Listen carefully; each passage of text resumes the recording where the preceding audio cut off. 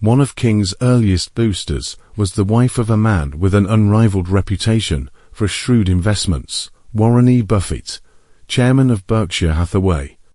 Buffett favors the multiplication of money, but not people. He contributes to groups advocating radical population reduction.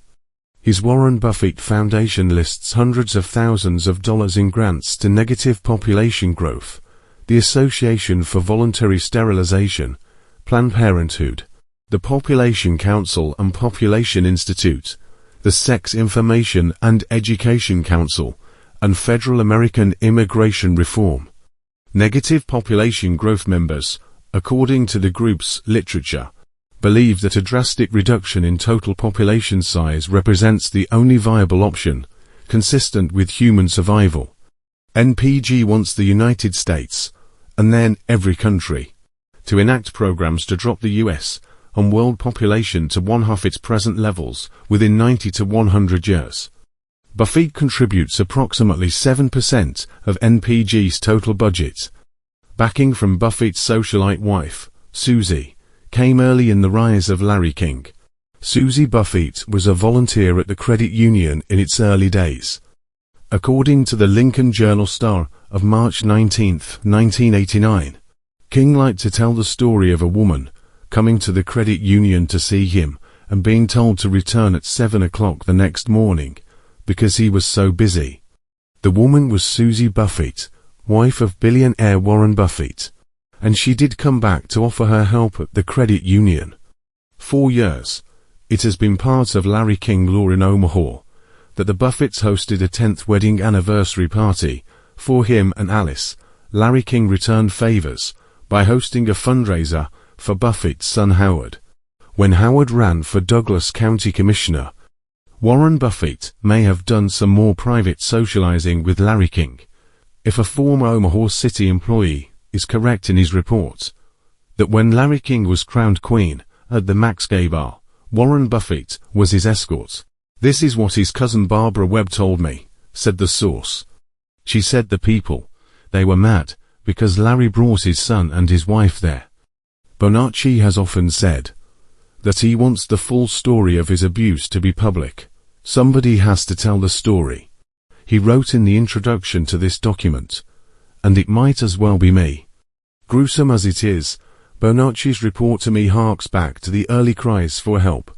From Loretta Smith, I went in January of '84 on every trip. I was paid by men King knew for sex. In the summer of '84, sometime I went to Dallas, Texas, and had sex with several men King knew in a hotel. I flew on YNR Airlines and Com Airlines normally for King. I never had much personally to do with King. Only went where he told me to go. In all, on July 26th I went to Sacramento, California. King flew me out on a private plane from Eppley Airfield, in Omaha, to Denver, where we picked up Nicholas, a boy who was about 12 or 13. Then we flew to Las Vegas, to a desert strip, and drove into Las Vegas, and to some ranch, and got something.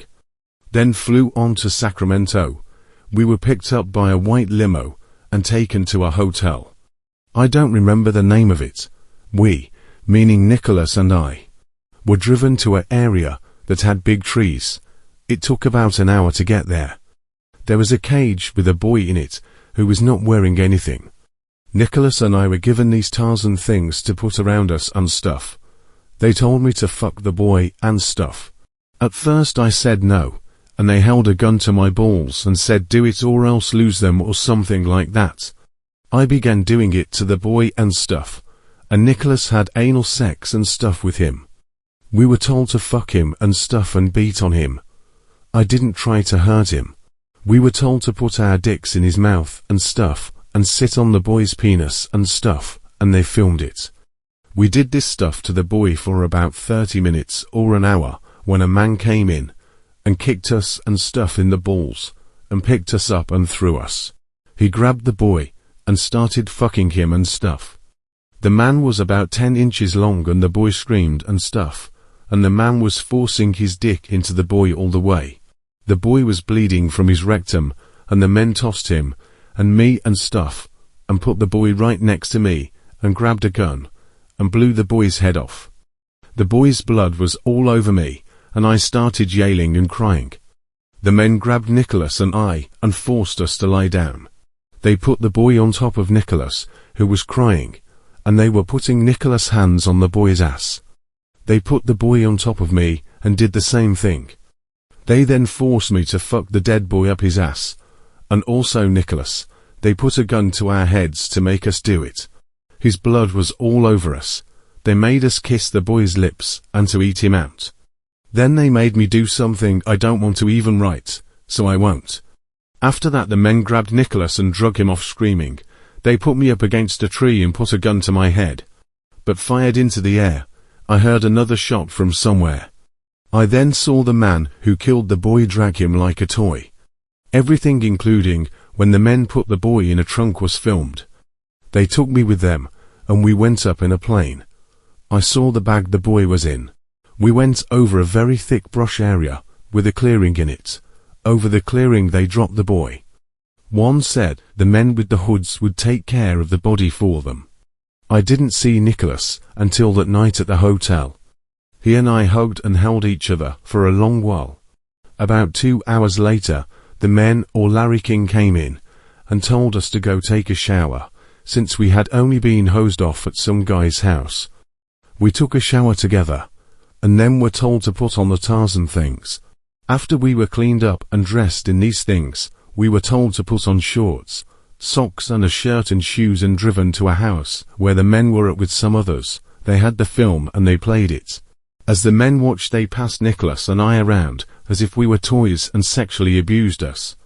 They made Nicholas and I screw each other, and one of the men put the dead boy's penis in mine and Nicholas' mouth. I didn't want to write this, because the man forced me to bite the boy's penis and balls off.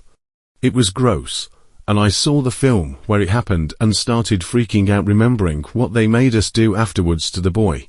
They showed us doing everything to the boy. I was there for about 5 days attending parties, but only recall cutting my wrist, which is why I stayed 2 days in a hospital under a name I can't recall. Some guy paid for me. In other testimony, Bonacci said that Larry King was smiling and laughing the whole time the film was being shown, and that the men with the hoods were a satanic group which planned to use the dead boy in some sort of ceremony.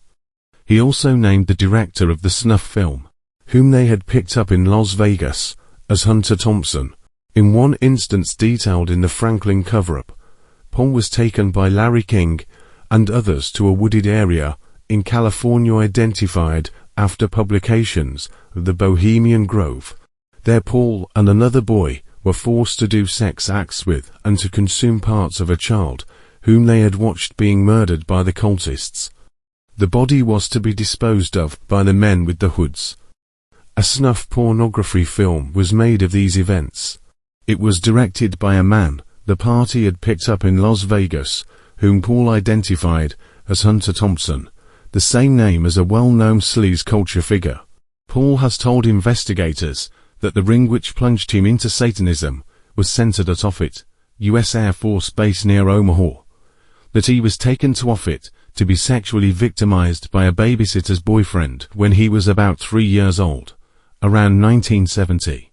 Offutt is the headquarters for the Strategic Air Command, and has had a cadre of thousands of intelligence personnel. At Offutt, and later at other military installations, Paul says this ring trained him by tortures, heavy drugging, and sexual degradation, while instructing him in military arts including assassination. In fact, his personal knowledge in these realms can scarcely be accounted for other than by crediting the indictments he has made. Larry King, FBI agent Gary Wall, Alan Parr, Harold Anderson, and former Omaha Police Chief Robert Wardman have all been reported as collaborators with this satanic military-based ring. King reportedly told Paul's captors at Offutt, "He's young, but you trained him good."